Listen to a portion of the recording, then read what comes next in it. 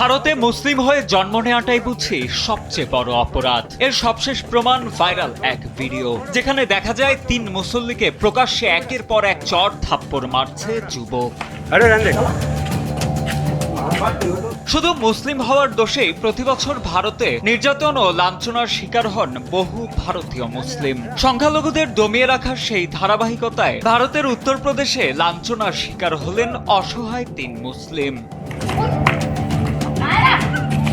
সামাজিক যোগাযোগ মাধ্যমে ভাইরাল এক ভিডিওতে দেখা যায়, প্রশস্ত রাস্তা থাকা সত্ত্বেও অক্ষয় নামের এক যুবক তার বাইকটি ইচ্ছাকৃতভাবে পথচারী বৃদ্ধদের ঠিক পেছনে থামান। কোনো কারণ ছাড়াই তিনি উচ্চ শব্দে হর্ন বাজিয়ে এক ভীতিকর পরিস্থিতির সৃষ্টি করেন এবং মুহূর্তের মধ্যেই ওই 3 ব্যক্তির ওপর চড়াও হয়ে যান।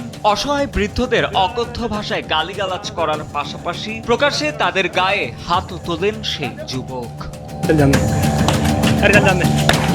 নিরুপায় বৃদ্ধরা যখন মাথা নিচু করে অপমান সয়ে চলে যেতে চাইলেন, তখনও থামেনি সেই যুবকের উন্মাদনা। সেই যুবক বেশ কিছু দূর পর্যন্ত তাদের ধাওয়া করে জনসম্মুখে ক্রমাগত মারধর ও হেনস্থা চালিয়ে যান।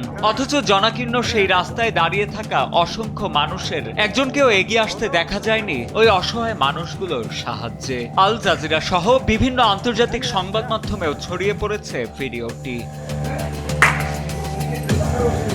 উত্তরপ্রদেশের এই ন্যাক্কারজনক ঘটনাটি ভারতের সংখ্যালঘুদের ওপর ক্রমবর্ধমান উস্কানিহীন হামলার এক ভয়াবহ দৃষ্টান্ত।